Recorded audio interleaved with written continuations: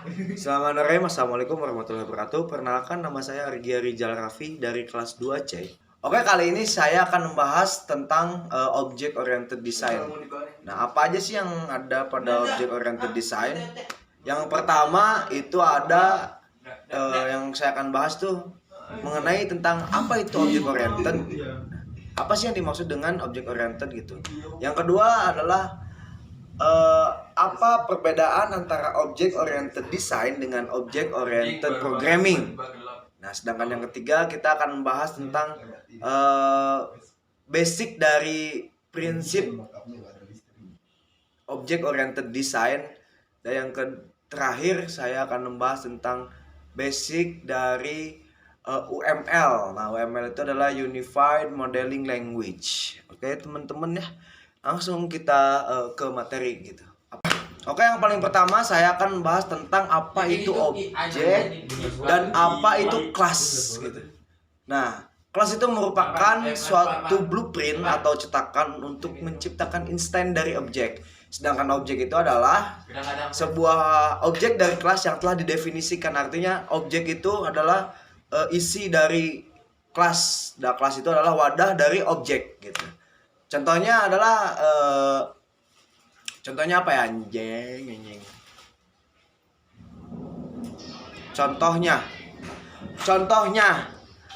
adalah nasi dengan piring.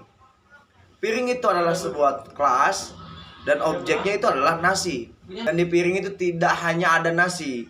Di sana tersedia juga lauk pauk. Nah, nasi dan lauk pauk itu adalah suatu objek dari kelas. Kelasnya adalah piring. Oke, sudah paham ya apa itu objek dan apa itu kelas. Oke teman-teman, setelah kita tadi menjelaskan tentang apa itu kelas dan apa itu objek, maka selanjutnya kita akan menjelaskan tentang specifying attribute and behaviors. Nah, jadi specifying attribute dan behavior itu adalah objek instan dari kelas yang dapat diasosiasikan satu sama lain. Instance kelas adalah objek spesifik dengan kumpulan data dan perilakunya sendiri. Contoh, nasi yang diambil tadi bisa kita katakan sebagai contoh. Oh, sabar.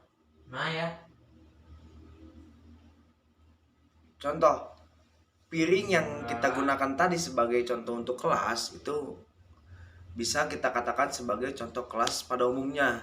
Nah, piring memiliki keadaan, misalkan piringnya cepet, agak ngelengkung dikit atau melengkung seperti mangkok. Nah, itu mengimplementasikan status objek melalui nilai atribut tertentu. Piring juga punya perilaku tersendiri. Jadi selama piring itu adalah kelas, maka dia memiliki keadaan dan perilaku atau state and behaviors tertentu.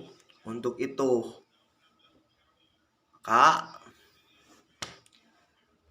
kita juga dapat mendefinisikan type dari kelas tersebut seperti ini. Piring berorientasi dengan nasi. Oke. Nah, piring punya spesifikasi tersendiri seperti warna, berat, dan lain sebagainya. Warna, berat, dan bentuk ya. Dan nasi juga punya spesifikasi yaitu rasa dan warna. Nah, ini saling berrelasi antara kedua ini ya. Nah, jadi intinya adalah tujuan utama dari pemodelan objek adalah desain berorientasi objek adalah Jadi intinya setelah tadi kita mengetahui apa itu kelas, apa itu objek, dan juga specifying attribute dari kelas dan behaviors dari objek dari kelas, tujuan utama object oriented design adalah untuk menentukan apa antarmuka publik objek itu nantinya.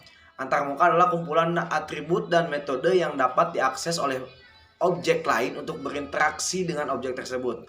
Proses penyembunyian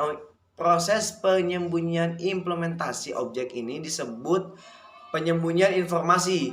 Ini juga dapat kadang-kadang disebut sebagai enkapsulasi. Tetapi enkapsulasi sebenarnya adalah istilah yang lebih mencakup. Data yang dienkapsulasi belum tentu disembunyikan. Enkapsulasi adalah secara harfiah membuat pembungkus atau tempat pada atribut. Oke, sekian dari saya. Terima kasih. Assalamualaikum warahmatullahi wabarakatuh. Sehat selalu. Wassalam.